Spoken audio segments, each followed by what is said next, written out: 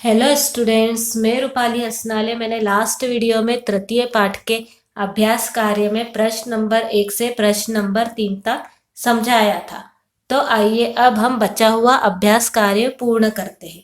प्रश्न नंबर 4 में हमें दिया गया है चित्रम दृष्टवा उत्तरम लिखत।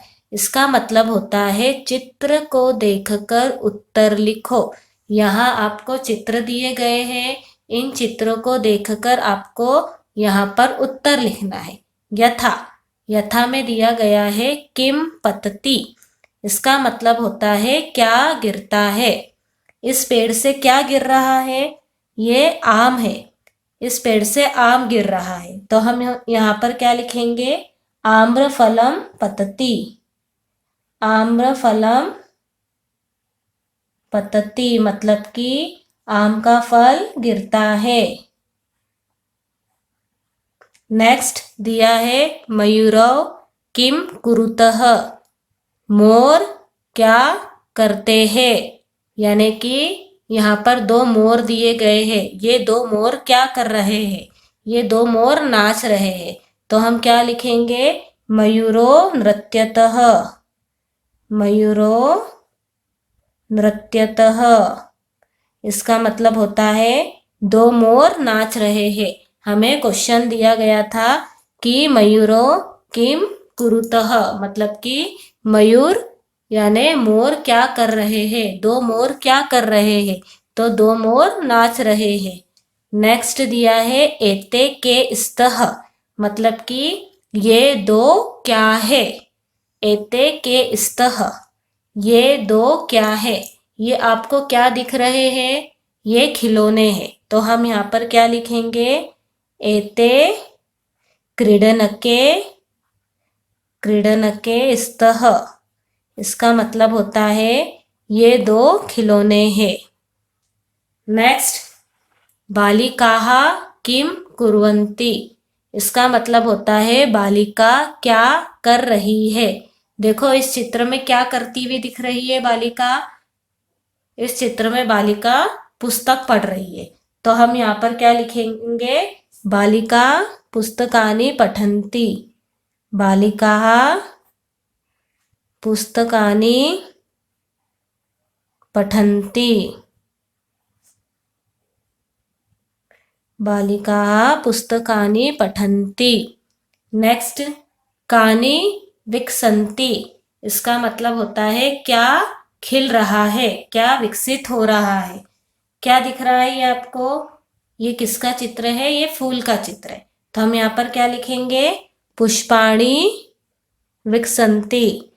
पुष्पाणि विकसन्ति मतलब कि फूल खिल रहे हैं। आया समझ में आपको? प्रश्न नंबर 4 में हमें दिया गया था चित्र को देखकर उत्तर लिखना था। आपको ये चित्र दिए गए थे, इन चित्रों को देखकर आप लोगों को यहाँ पर उत्तर लिखना था। अब प्रश्न नंबर 5 में दिया गया है निर्देशानुसारम वाक्यानि रचयत। इसका मतलब होता है निर्देश के अनुसार वाक्य की रचना करो। आपको ये निर्देश दिए गए हैं, इन निर्देश के अनुसार आपको वाक्यों की रचना करनी है। हमें यथा दिया गया है एतत् पतति। इसका मतलब होता है यह गिरता है। ये वाला वाक्य हमारा एक वचनम है और हमें दिया गया है आपको इसको बहुवचन में लिखना है। ठीक है, वापस से समझना। एतत् पतति इसका मतलब होता है यह गिरता है। ये वाला वाक्य एक वचनम में दिया गया है और आपको बोला है इसको बहुवचनम में लिखना है। ठीक है, अब ध्यान से समझना। एतत् का बहुवचनम होता है एतानि। एतत् का बहुवचनम होता है एतानि। और पतति, पतति का बहुवचनम होता है पतन्ति। मैंने आपको पहले भी बताया था एतत् का मतलब यह होता है, एते का मतलब ये दोनों होता है और एतानि का मतलब ये सब होता है। ठीक है, एतत् पतति यह गिरता है और हमें बोला गया था आपको इसको बहुवचन में बनाना है। एतानी पतंती मतलब कि ये सब गिरते हैं। और यदि यहाँ पर द्विवचनम में दिया जाता तो हम क्या लिखते? हम लिखते एते पततः। ठीक है, एते पततः। नेक्स्ट क नंबर में दिया है एते पर्णे स्तः। इसका मतलब होता है ये दो पत्ते हैं। ये वाला वाक्य हमारा द्विवचनम में दिया है और हमें बोला गया है आपको बहुवचन में लिखना है। ठीक है, एते का बहुवचनम क्या होगा? एतानी। एते का बहुवचनम होगा एतानी। पर्णे का बहुवचनम होगा पर्णानि। पर्णानि। और स्तः का बहुवचनम होगा संति। एतानि पर्णानि संति। इसका मतलब होता है ये सब पत्ते हैं। हमें दिया गया था एते पर्णे स्तः। इसका मतलब होता है ये दो पत्ते हैं। ये वाला वाक्य हमारा द्विवचनम था और हमें बोला गया था आपको इसको बहुवचनम में लिखना है। एते का बहुवचनम होता है एतानि, पर्णे का बहुवचनम होता है पर्णानि, स्तः का बहुवचनम होता है संति। ठीक है, अब इसका एक वचनम क्या होगा? एतत् पर्णम अस्ति। ठीक है, ये हमारा द्विवचनम था, हमने बहुवचनम बना लिया और इसका एक वचनम क्या होगा? एतत् पर्णम अस्ति। ठीक है, ख नंबर। ख में दिया गया है मयूरः नृत्यति। इसका मतलब होता है मोर नाचता है। ये वाक्य हमारा एक वचनम में है और आपको बोला गया है इसको आपको बहुवचनम में लिखना है। मयूरः का बहुवचनम होगा मयूराः। मयूरः का बहुवचनम होगा मयूराः। और नृत्यति का बहुवचनम होगा नृत्यन्ति। नृत्यति का बहुवचनम होगा नृत्यन्ति। ठीक है, मयूरः नृत्यति हमारा एक वचनम था, हमें बोला गया है आपको बहुवचनम में लिखना है मयूराः नृत्यन्ति। अब इसका द्विवचनम क्या होगा? मयूरौ नृत्यतः। ठीक है, इसका द्विवचनम क्या होगा? मयूरो नृत्यतः। ग में दिया गया है एतानि यानानि। इसका मतलब होता है ये सब यान है। ठीक है, एतानि यानानि। इसका मतलब होता है ये सब यान है। ये हमारा बहुवचनम है और हमको दिया है आपको इसको द्विवचनम में लिखना है। एतानि का द्विवचनम क्या होता है? एते। एतानि का द्विवचनम होता है एते और यानानि का द्विवचनम होता है याने। यानानि का द्विवचनम होता है याने। ठीक है, एतानि यानानि मतलब कि ये सब यान है, हमें द्विवचनम में लिखना है एते याने मतलब कि ये दो यान है। और इसका एक वचनम क्या होगा? एतत् यानम। इसका एक वचनम होगा एतत् यानम। घ में दिया गया है छात्रे लिखतः। इसका मतलब होता है छात्र लिखते हैं। ठीक है, दो छात्रा लिखती है। ठीक है, दो छात्रा लिखती है, ये हमारा द्विवचनम है और हमें बोला गया है आपको इसका बहुवचनम लिखना है। ठीक है, तो हम क्या लिखेंगे? छात्राः। छात्रे का बहुवचनम होगा छात्राः। लिखतः का बहुवचनम होगा लिखन्ति। छात्राः लिखन्ति।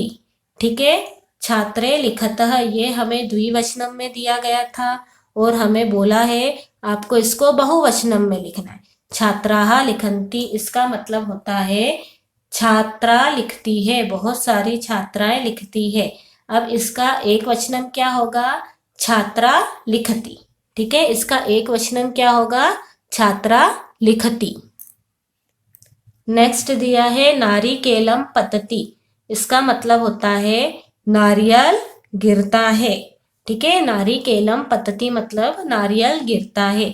ये वाक्य हमारा एक वचनम है और हमें बोला है आपको इसको द्विवचनम में लिखना है। ठीक है, आपको इसको किसमें लिखना है? द्विवचनम में लिखना है। अब नारिकेलम का द्विवचनम क्या होता है? नारिकेले। नारिकेले।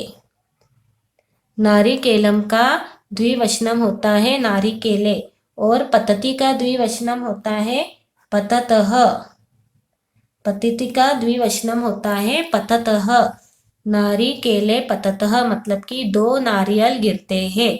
अब इसका बहुवचन हम कैसे बनाएंगे? नारिकेलानि पतन्ति। ठीक है, इसका बहुवचनम होगा नारिकेलानि पतन्ति। नारिकेलम पतति हमारा एक वचनम था, हमें बोला गया था आपको इसको द्विवचनम में लिखना है, नारिकेले पततः।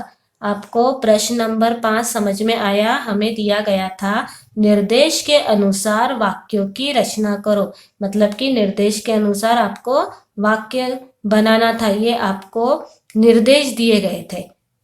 ठीक है, ये आपको निर्देश दिए गए थे कि आपको इन निर्देश के अनुसार आपको वाक्य बनाने थे। आपको प्रश्न नंबर 5 समझ में आया? अब प्रश्न नंबर 6 में दिया है उचित पदानि संयोज्य वाक्यानि रचयत। इसका मतलब होता है उचित पदों को जोड़कर वाक्यों की रचना करो। ठीक है, आपको इन पदों को जोड़कर वाक्यों की रचना करनी। पहले इनका मतलब समझ लो। कोकिले, कोकिले का मतलब होता है 2 कोयल। पवनः मतलब हवा। पुष्पम मतलब फूल। खगः मतलब पक्षी। मयूराः मतलब मोर, बहुत सारे मोर। सिंहाः मतलब शेर, बहुत सारे शेर। विकसति मतलब खिलता है। नृत्यन्ति मतलब नाचते हैं। उत्पतति मतलब उत्पन्न होता है। वहति मतलब बहता है। गर्जन्ति मतलब गरजते हैं। कूजतः मतलब चहचहाते हैं।